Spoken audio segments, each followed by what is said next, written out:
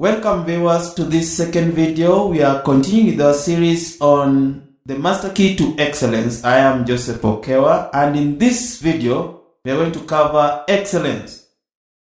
So what is excellence? Excellence means getting a breakthrough in your purpose-driven life pursuit. Getting a breakthrough. And for you to get a breakthrough, it is not a matter of a joke. It's not a chance. It is something that you must work for it. To be excellent, there are three trajectories, three pathways to excellence. Number one, you must have what we call autonomy. Very important aspect for you to be excellent. Number two, we have something called mastery. And number three, we have something called purpose. Let's start with autonomy. To be autonomous is to be able to determine things to do by yourself, to take charge of yourself. Now, you have autonomy over your time, you have autonomy over your task, you have autonomy over the technique that you use, and you have autonomy over the team that you choose. Let's look at how can you have autonomy over your time. In order to have autonomy over your time, you need to prioritize your activity into important, not important, urgent, not urgent, so that you focus and channel your energy on that which is important but not urgent. Someone who focuses on such an area is said to be a prioritizer. There are those who focus on things that are urgent and important. We call them firefighters. They are reactive people. We have those people who focus on things that are not important and not urgent. Those are time wasters. And we have people who focus on things that are urgent but not important. Those people are said to be easily distracted. But for you to be successful and excellent person, be a prioritizer. Focus on things that are important but not urgent. Then you schedule them into the activities of the week. Let them fit within a week cycle. Any week needs to have activities that are categorized into three. Number one is preparation. Number two is the core business. And number three is time for rest and recreation. If you have time, you've slotted your time in such a manner, then you are approaching excellence. Number two is autonomy over your task. You have a choice, the power to decide what you want to do. And successful people, excellent people, decide to focus things they know they enjoy doing and delegate those things that they don't enjoy doing.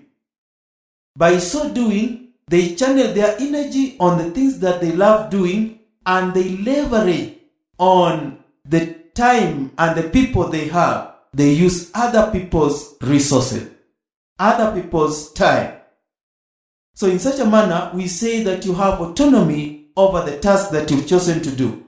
Number three is autonomy over technique. Remember that when someone tells you get sick, you can get sick by multiplying 2 by 3. You can get sick by adding 2 to 4. Those are ways of doing it. Those are techniques.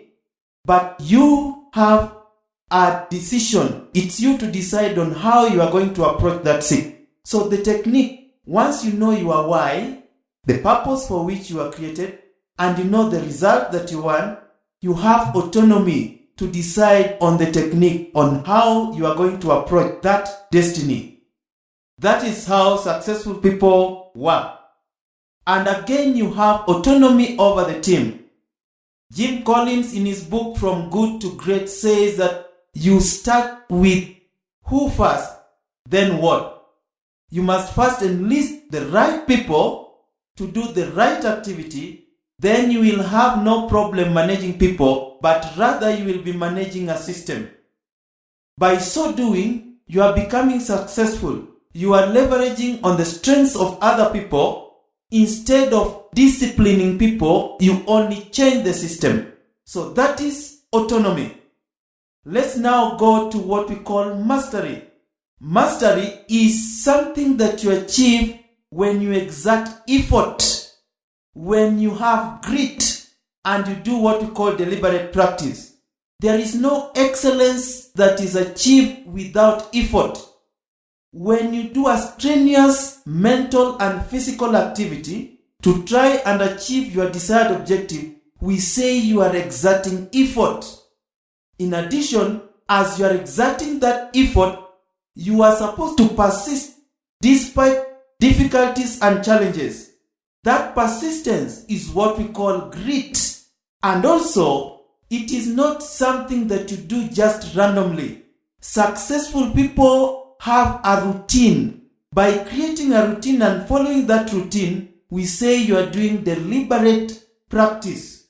And so, in natural way of moving to mastery, you start with a situation which we call you know, you don't know that you don't know. That is the first step.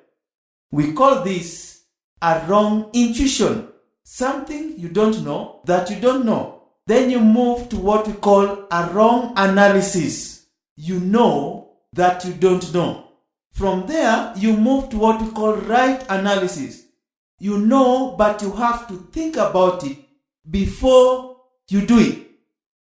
And then you go to what we call the right intuition, where you know it so well that you don't even need to think about it for you to do it. At that level, we say you have achieved mastery. Now let's go to the next that is important for you to be excellent. That is purpose. Anybody who wakes up in the morning and does not know what he wants to do or what thrills him, what wakes him up so that he can do something, is someone who has no purpose.